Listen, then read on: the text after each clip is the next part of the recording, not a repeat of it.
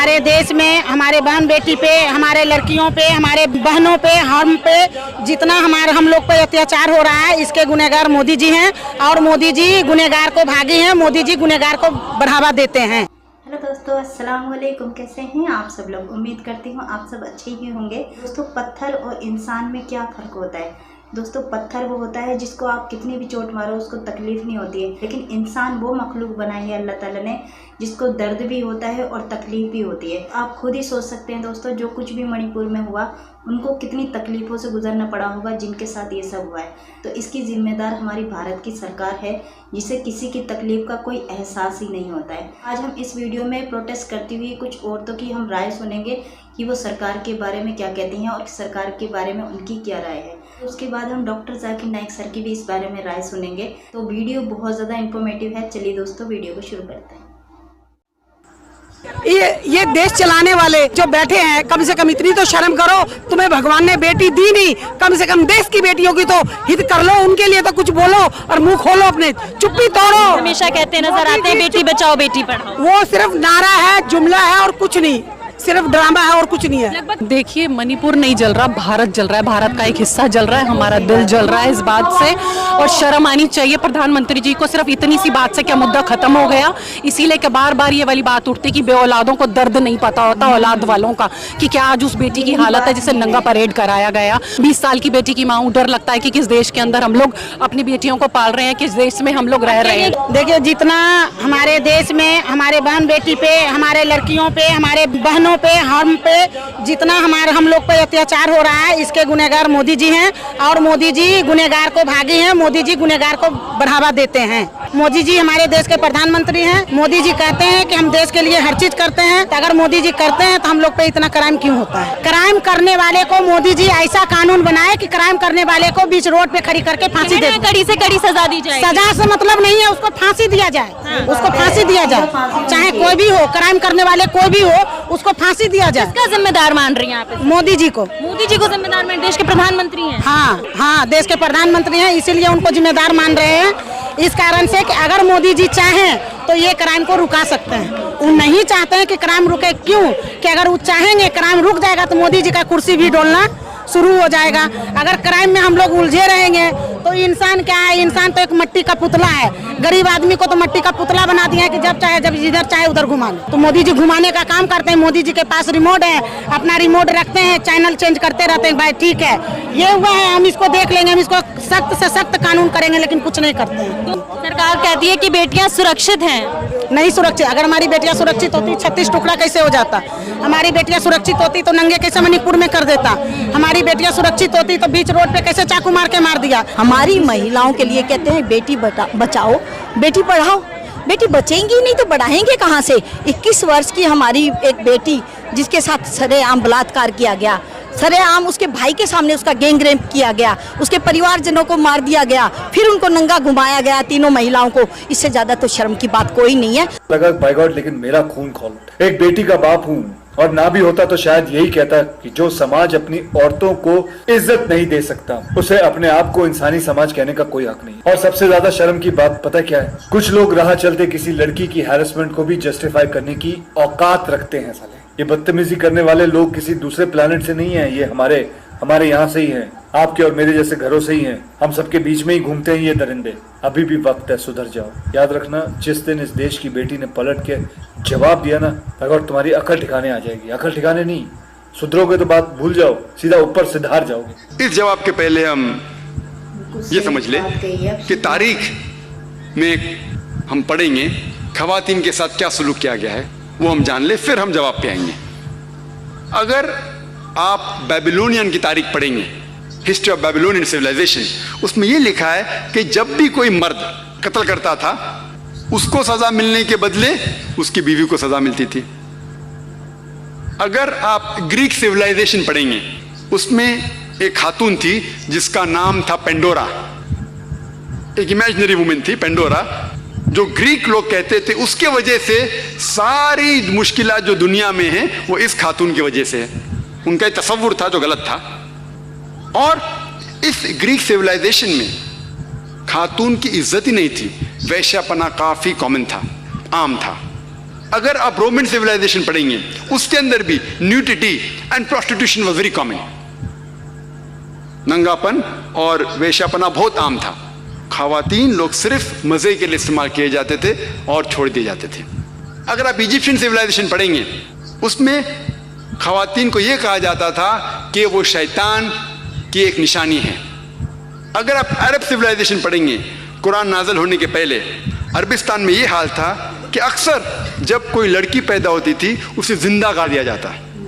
अल्हम्दुलिल्लाह सुम्मा अल्हम्दुलिल्लाह कुरान नाज़िल होने के बाद ये जो गलत काम बंद हो गया।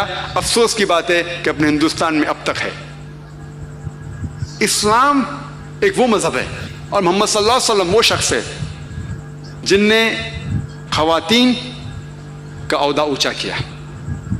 अल्हम्दुलिल्लाह उन्हें हुकूक दिए, हक दिए, उन्हें राइट्स दिए, लेकिन उसके साथ ये भी दिखाया किस तरीके से हुकूक को कायम रखे, किस तरीके से उस औहदे को कायम रखे।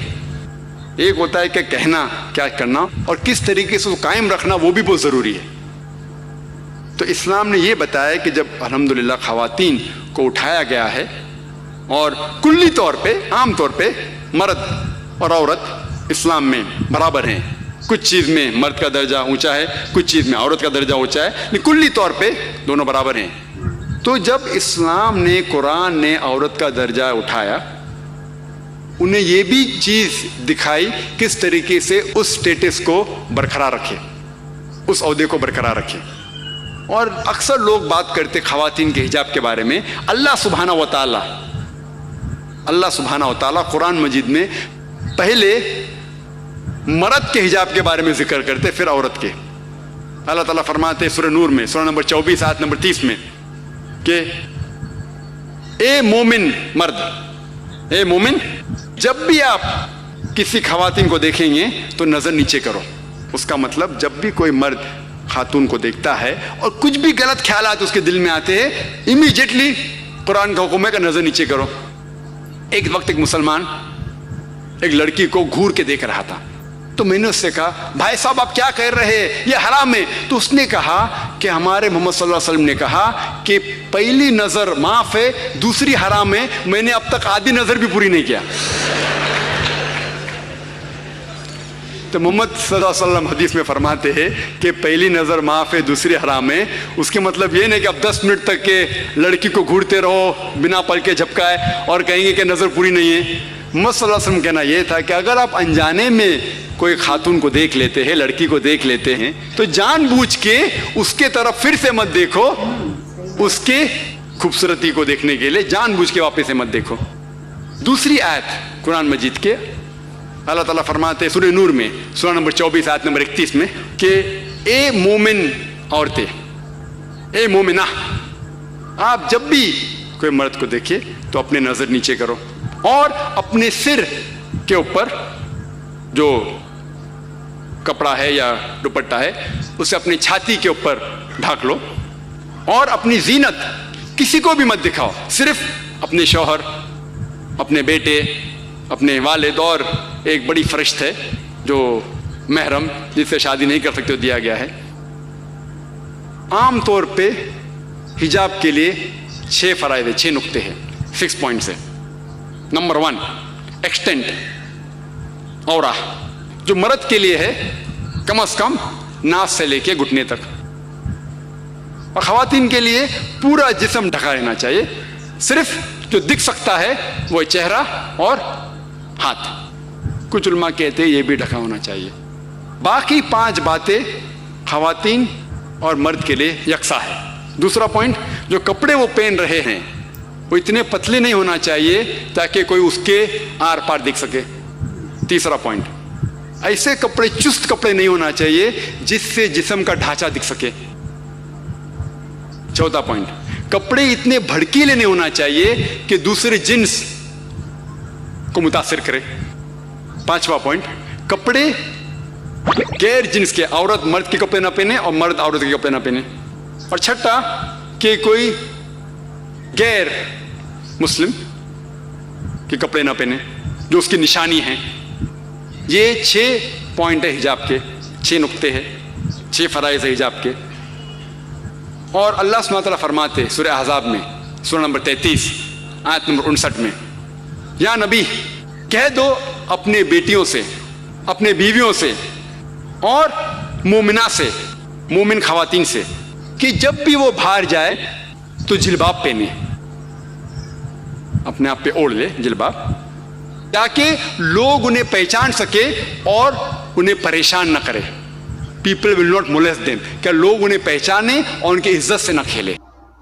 दोस्तों शुरू में जो हमारी बहन ने कहा, उन्होंने सारी रिपोर्टें सामने लाकर बताई हैं कि कहाँ कहाँ लड़कियों के साथ कितना कुछ हो रहा है, हमारे देश में कितना कुछ क्राइम लड़कियों के साथ हो रहा है, कितने कुछ हादसे हो रहे हैं। तो ये सोचकर आज हर माँ बाप की रूह कांप उठती है दोस्तों कि हमारी बेटी अगर बाहर जाती है तो वो वापस लौटेगी भी कि नहीं लौटेगी। तो ये जो फीलिंग होती है ना दोस्तों, ये परिवार से ही आती है, जिससे हम बहुत कुछ सीखते हैं। और दूसरे की औलाद को तकलीफ़ होगी तो उसका तकलीफ़ का एहसास हमें वो अपनी औलाद से होता है दोस्तों, कि हमारी औलाद के साथ ऐसा होगा तो हमें कैसा एहसास होगा। और जैसा कि डॉक्टर जाकिर नाइक सर ने इस्लाम में औरत की क्या अहमियत होती है और किस तरीके से औरत को इज़्ज़त दी जाती है, ये डॉक्टर जाकिर नाइक सर ने एक्सप्लेन करके समझाया। होप सो आपको वीडियो पसंद आई होगी दोस्तों। अगर आपको वीडियो पसंद आई हो तो प्लीज़ लाइक ज़रूर कीजिएगा, सब्सक्राइब कीजिएगा, कमेंट पे मुझे ज़रूर बताइएगा कि आपको वीडियो कैसी लगी। मिलते हैं अगली वीडियो में, तब तक अपना बहुत सारा ख्याल रखिएगा। अल्लाह हाफिज़।